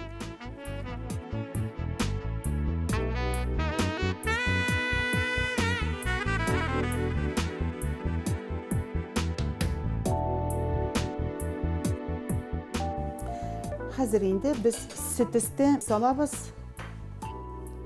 Әйбәтләп шулай былғатабыз. Мишне енді мен алдан қабызып қойдым, 80 градусқа. Қазір енді әзір яшешелері балық үстіне біз соусымызны салабыз.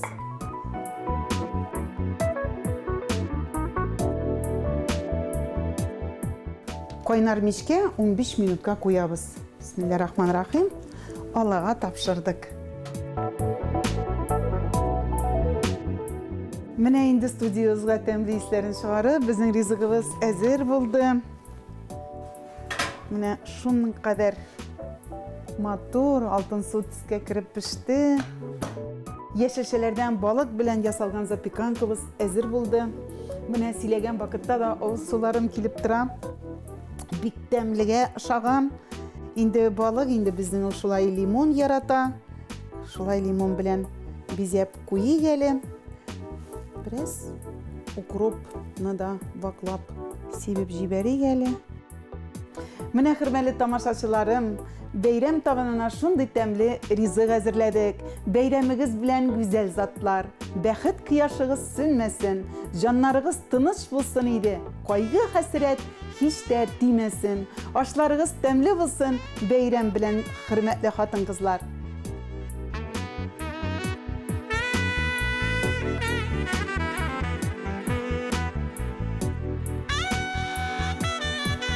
Һәр елны 8 март алдыннан ир-егетләр зур башваткыч шишкән кебек хатын-кызларга бүләк сайлый башлыйлар.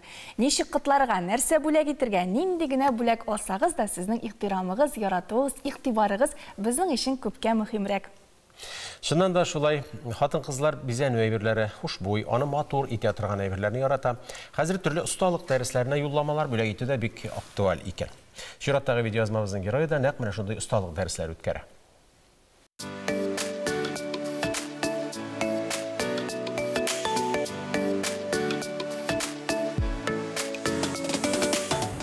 Muhterem televizor qarovchilarimiz, biz bugun eskitkish kishi Dina bilan uchrashdik. U menga shunday motor ham zavqli chokerlar yasaydi. Xayrli kun Dina. Xayrli kun Laysan. Mening birinchi chokerimni men o'zim yasadim. Menga bik ошады. Аннары мен chokerimni әниемә бүләк иттем, апаларыма бүләк иттем. И шундай кичкенә хобби минем зур эшкә әйләнде. Дина, biz күрәбез, синең бүтән чокерларында шундый ак төстә, алсу төсләре дә бар, зәңгәр су төсләре дә бар. Ничек син бу төсләрне сайлыйсың? Бу төсләр бик матур, алар хәзер тренд үзәгендә. Һәм инде аларны күбрәк итеп заказа бирәләрдер инде кызлар, чөнки алар бүтән кимгә дә килешәләр. Дина, шуның турында сөйләшик әле. Менә әйтик, мин бүген шундый блузкада, бу блузкага нәрсә кисәм дөресрәк булыр икән. Синең бүген образыңа браслетлар туры килә. Минем дә бүген образыма массив браслетлар туры килә һәм массив йөзек тә бар. Әгәр дә сезнең муеныгыз ачык булса, бер чокер киеп була. Теләсәгез, ике чокерны аралаштырып кия аласыз. Бик матур. Biz bugün televizyon qarovchilar өчен дә остахана оештырырга булдык. Дина, biz chokerni ясар алдына нишләргә тиешбез? Хәзер без алабыз тросикны. Шундый трос сатыла кибетләрдә. Аны без кистек. Стандартный размер ясадык. Стандарт размер ул 36 сантиметр. Беренче төймәне алып, без шулай итеп бәйләп куйдык. Менә ул безнең бәйләнде. Хәзер инде төймәне җыя башлыйбыз. Минем чокерым бераз авыррак булачак, чөнки минем төрле төсләр, инде Динаның чокеры бер ак төстә генә тора дип әйтик. бик мавыктыргыч эш. Сез моны үзегездә идея ясый аласыз үз кулларыгыз белән. Менә Дина әйтте, яртысын ясап чыкканнан соң без бераз туктап торабыз һәм анда менә шундый матур әйтик, йөрәкләр элеп була, кояш элеп була. Аннан соң инде без үзебезнең чокерыбызны дәвам итәчәкбез.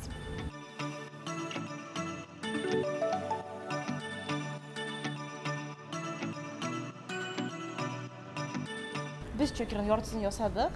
Мен шундай матур йөрәк керттем. Дина Д хәрефен кертеп куйган. Хәзер без буларны кидереп бетерәбез. Бу чөкерләрдә юынмаскадыр дип уйлыйм мин. Әйе, юынмаска. Кич белән кайткачтан йоклар алдына салып ятырга да кирәк дип тә уйлыйм шулай. Чөнки бозылырга мөмкин. Хәзер каптырмаларын беркетәбез.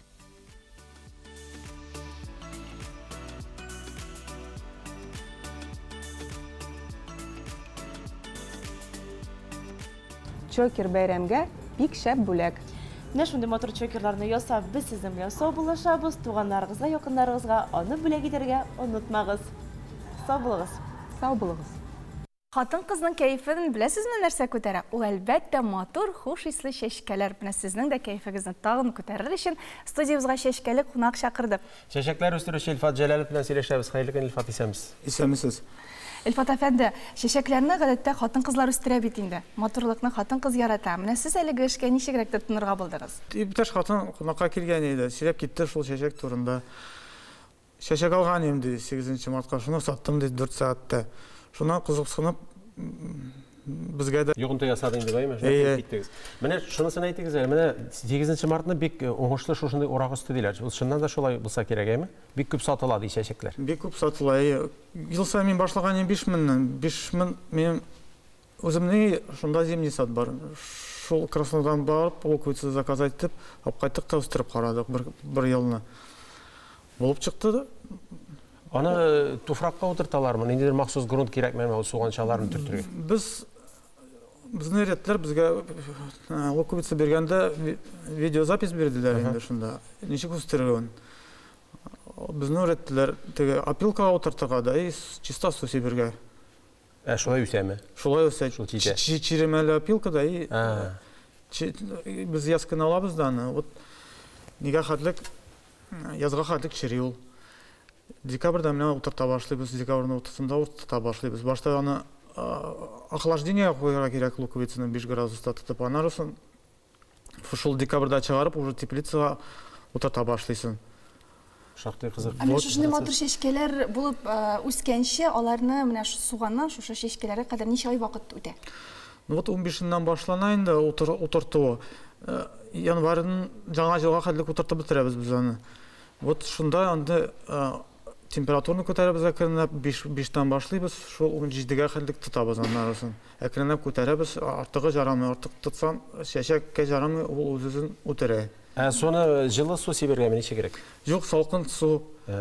Безнең скважина тирән түгел, колодецтагы шикелле, ул бик каты извесле. Шул минераллар җитә аңа. То есть Луковица Голландиядан килә, уже готовый әзер булып. Менә алар төрле, аларның сортлары да төрле. Аларга карап торасың, аның һәрберсе үзенчәлекле. Ничә төр бар әлегеләр чәчәкләрнең сездә? Ну, мондай обычный классический сортлар Stronghold, Surrender, Пиановидный Колумбус, Бахромчатый, Кашарель дигән сортлар бар. Алар төрле бар сортлары. Менә бүген 8 март көнне ир-атларга киңәш биреп китсәгез, хатын-кызларга күбрәк ниндирәк чәчәкләр бүләк итәргә? Ну, хатын-кызларга инде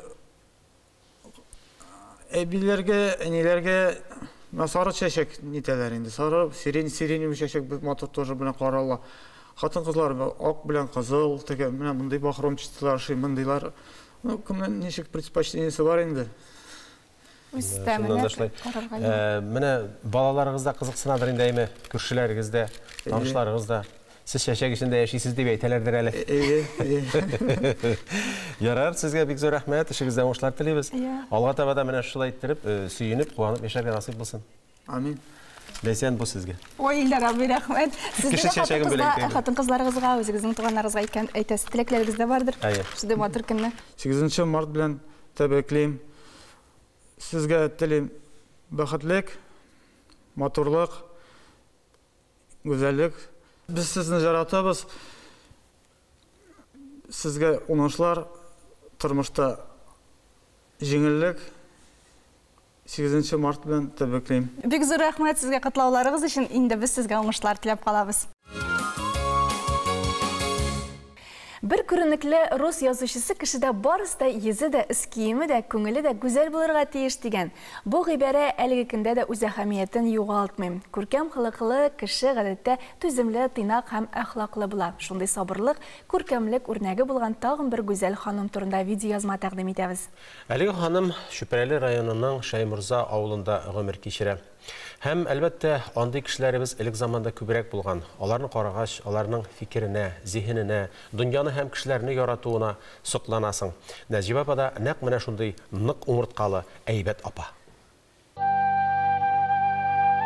Ул яшәгән өйгә килеп керүгә, аны күрүгә, күзең күңелең яктыра. Ә бер утырып сөйләшсәң, үзәгең ныгып, яшәү көче алып китәсең. Нәҗибә апа.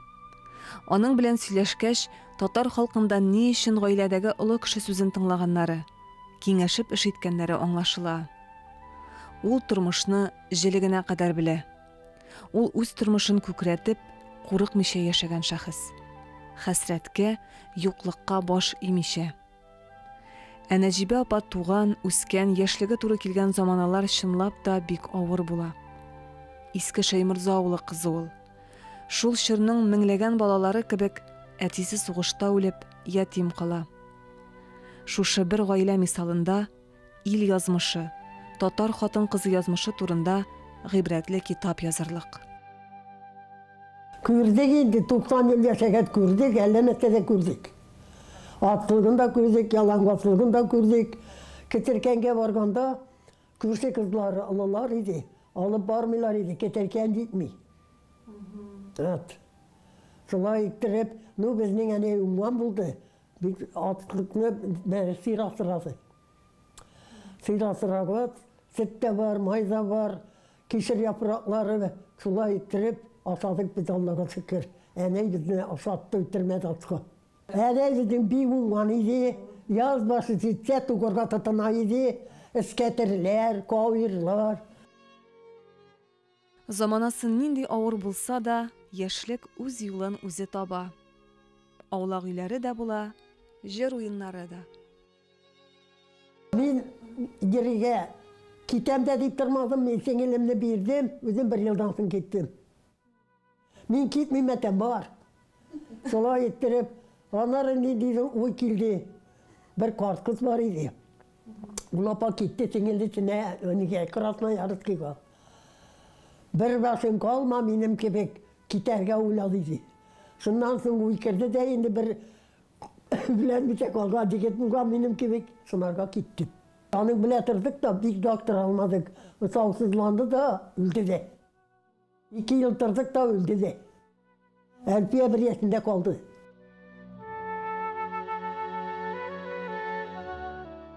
Нәҗибә апаның кызы филология фәннәре докторы, профессор Әлфия Шәүкәт кызы Юсупова. Хезмәтләре, дәрәҗәләре белән булдыклы, акыллы нәселнең дәвамчысы икәнен раслаган шәхес. Хәзер Әлфияне тугат, хәтәсе инде сакланып үлде инде. Миннән бер 31, мин 33, ул 31 елгы. Ул шатланды инде хәзер Әлфияне алып кайттык. Бишеккә салгат инде. Бу инде Әлфияне мин больница башка исем әйтеп бердем. Ул Әлфия Залваның җырлаганы булса, тау ишелеп төшсә дә чыкмый тыңлап бетермәде. Шул хәтле ярата иде. Мин Әлфия кушам диде. Ул кушты Әлфияне. Аннары соң эшкә китә башласа, уларны карагыз, исертмәгез, тигеләр эшләмәгез, бишегеннән түбән куймагыз. Дишектән китә шулай килеп торган. Шул хәтле яратып үлде, яшәргә булмады. Шул хәтле яратты, шул хәтле Әлфияне яратты. Әлфия Шәүкәт кызы кичкенәдән укуга сәләтле, акыллы бала була. Әнисе дә кызының югары белем алырга омтылуына бар яклап ярдәм итәргә тырыша. Üstüne başına kirek bir tel ukurgayı vergi. Kapı kukakta digan idim. Allah'ın rahmeti olsun. Mina sul eyvir kirek. Eyvirim yok demedi. Kızıl tıslı paltar var idim. Tukuzda kukanda ayağında tula sapaş ki. Şunun bile 2 yıl ukuzu kazandı. Bütün tege benim barlığım, bulganlığım, тұрмышқа болған мөнәсәбәт, эшкә болған мөнәсәбәт әнидән. Әлбәттә ул миңа караганда бик күпкә уңганрак, бик күпкә булганрак. Мин аны хәтле эшли дә алмыйм, булдыра да алмыйм. Әмма ләкин аның тәрбиясе инде менә. Ул бит инде миңа әни дә булган кеше, әти дә булган кеше, шул ук вакытта тормышның бернинди авырлыгын да күрсәтмичә үстергән кеше. Мәсәлән, минем нәрсәмдер булмаган вакытын хәтерләмим. Кешедә нәрсә булса, миндә һәр вакыт улай бер булды. İdədə kişi нәрсә ашаса, biz şunu aşar, belki yaxşıraq da aşağandır. Aşağanbızdır, çünki ol kibitdə эшләде. O zamanlarda bitində хәзерге кебек муллак түгел иде, әмма бездә бөтен нәрсә бар иде. Нәҗибә апа турында сөйлиселәрнең бу әле башлыгына. Әлегә ул сөйләгәннәрдән тагын бер кисәген. Моны ишетүчләрнең һәр кайсына аталган сүзләрен җиткереп тәмамлыйбыз. İşenlik, sağlık, işinizde duruluşlarga geçirge nasip olsun. Hayırlı mallar bulsun, mallarınızın rahmetin kürge yazsın, bereketli mallar bilsin. Dünyalar tanıt bulsun ilahi, tanıtlıkta, sağlıkta yaşarga nasip olsun. Biz devam edemiz. Күптән түгел генә сораштыру үткәреп шундый нәтиҗәләргә килгәннәр. Россиялеләрнең 66% өчен бүген хатын-кызлар бәйрәме, 18% өчен яз бәйрәме, һәм 8% өчен өстәмә ял көне. Һәм 4% бу көнне бәйрәмгә бөтенләй санамый икән. Bu indi xatınlarına bölək alırğa irinген yerlərdir indi. Şulaydır. Bölək degəndən nə də bölək, düyə də bölək deyilər bit. En mühimi anı matur itib şın көңілден tapşıra bilirgə kirək. Etiket səhifəsində mənə şuşa nişkə temağa toxtalabız bugün. Kimdir бүләкне алырга, кимдир исә үзе бүләк итәргә ярата. Ничек кенә булмасын, ул ике якның да күңеленә хуш килергә тиеш. Гаҗәпләндерсә дә бары тик яхшы яктан гына гаҗәпләндерсен. Әмма бүләкне сайлый белүгенә аз, аны бирә белергә дә кирәк. Бүген шул хакта сөйләшербез. Тыштан ялтырый, эчтән калтырый. Бу нәрсә? Әлеге сорауга җавапны бүләк дип атарга булыр иде. Нинди генә эчтәлекле бүләк булмасын, аны матур итеп төрергә атмагыз. Беренчедән бу бәйрәм кәеф өсти, ә икенчедән интрига тудыра. Аны тизрәк ачып карыйсыз килә. Шулай бит?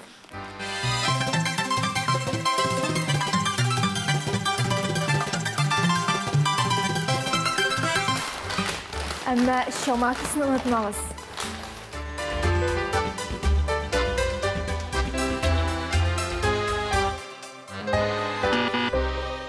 Сіз бүләкне қойсы қол белән тапшырырга кирәклеген беләсезме?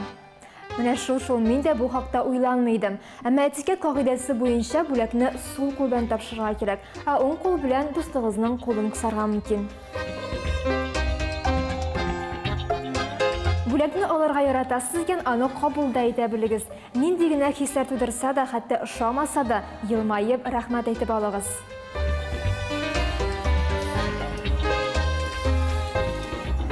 Рәхмәт. Бүләк иткәндә кемгә нәрсә һәм ни өчен бүләк итүегезне истә тотыгыз. Мәсәлән, иратларга тәм-томнар, конфет, печенье, шәйберләр бүләк итү килешеп бетмәс. Хатын-кызларга исә спиртлы эчемлекләр, төрле көнкүреш кирәк яраклары бүләк итү урынсыз булыр. Бүләкне биргәндә котлау сүзләре, теләкләр, һич югы җылы сүз әйтергә кирәк. Ә менә бүләкне сайлаганда килеп туган авырлыклар һәм аның бәясен искә алу кирәкмәс. Bütün kının uzun sana бүләк эзләп. Бер җүнә әйтә алмадым. Бик кыйммәтле түгел, шулай да кирәкле әйбер. Мә? Там бурышка оттым. Матурым туган көнең белән сине. Менә озак уйлап тордым да мин сиңа китап бүләк итәргә булдым. Үземә дә бик ошый инде, әмма бу сиңа файдалырак булачак.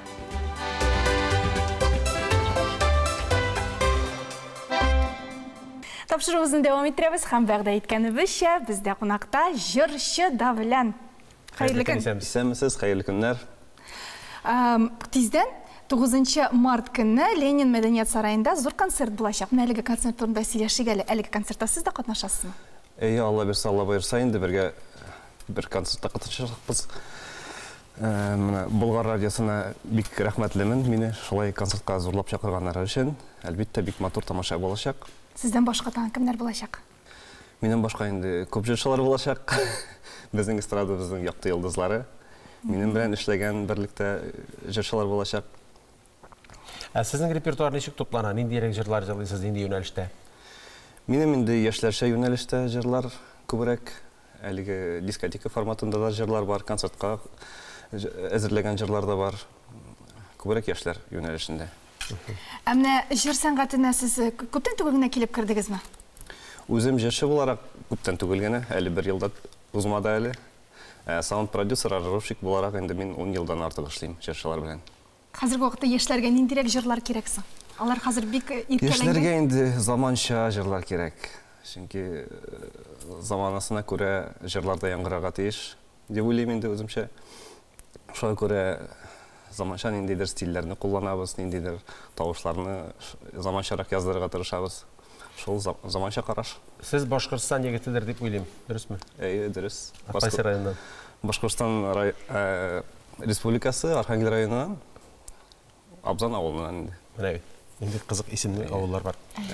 Ингер буенда урнашкан, ул бик матур авылда. Укуын кайда укыгансыз, кайда белем алдыгыз? Укуын Уфа көллиятендә, педагогия көллиятендә белем алдым. Профессиям буенча җыр укытучысы, баян буенча укып бетердем. Анан карамастан инде җыр буенча киттем, менә музыка буенча. Бүген бәйрәм көн. Әлбәттә инде бу көнне сез көтеп аласыздыр дип әйтә алмыйм инде. Ләкин шулай да сезнең өчен бу бәйрәм. Сез аны ничегрәк уздырасыз? Халыкара хатын-кызлар көне инде ул безнең кызларның бәйрәме. Безнең бәйрәмнәр үтеп китте бит инде, менә 23 февраль булды. Бәйрәмне хатыныма ничектер арнарга тырышам инде, аның белән каядыр барырга, ничектер үткәрергә, бәйрәмчә булсын дип ул көнне үткәрергә тырышабыз. Хатын-кызларыбызга теләкләрегез дә бардыр. Хатын-кызларыбызга теләкләр һәр вакытта шундый матур, сөйкемле, яшь булып калуын телибез. Һәр вакытта күңелләрендә яз булсын, һәр вакыт чәчәк атсыннар. Һәм әлбәттә алар булса, безнең дә дөнья матур бит инде. Бик дөрес, монысы бик дөрес. Һәм үзегез башкарасы җырны да әйтеп китсәгез, нинди җыр тәкъдим итәчәксез? Җырның исеме Сылу кыз дип атала. Безнең бәйрәмгә багышланган. Миләүшә Әфләтунова сүзләре үзем иҗат иткән җыр.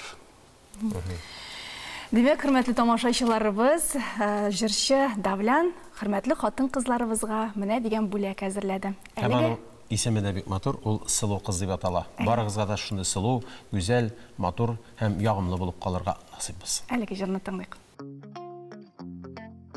Аның күзләре нур сибә йолдызлар сыман, аның йөзләре уйымда әйләнә һаман, оныта алмыймын аның мин матур буйсынын, сагынамын аны юксынып. Нигә сылу кыз, нигә миңа син карамыйсың, нигә сылу кыз, йөрәгемне син аңламыйсың, чәчкәләр бирәм сиңа, аларны нигә алмыйсың, янымда калмыйсың, калмыйсың. Нигә миңа карамыйсың, йөрәгемне аңламыйсың,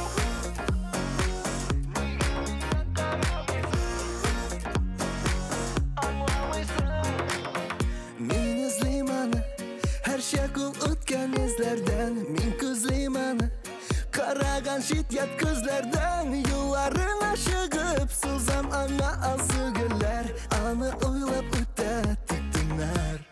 Нигә сылу кыз, нигә миңа син карамыйсың, нигә сылу кыз, йөрәгемне син аңламыйсың, чәчкәләр бирәм сиңа, аларны нигә алмыйсың, янымда калмыйсың, калмыйсың. Сине генә җаным мин сөяр идем, беркемгә сине бирмәс идем, иркен дип кенә гел дәшәр идем, яратам дияр өчен мин килдем. Nega mengga sen qaramaysın, nega сұлу қыз? Yüreğimde sen anlamaysın, şeşkeler berem seni, аларны nega almaysın, yanımda kalmaysın, kalmaysın.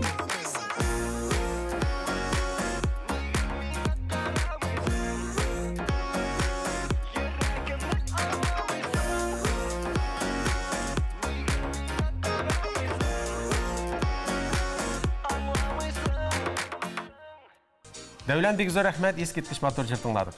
Әлеге матур көндә без хөрмәтле хатын-кызларыбызны бу бәйрәм белән тәбрик итәбез. Һәрвакыт матур булып яшәгез.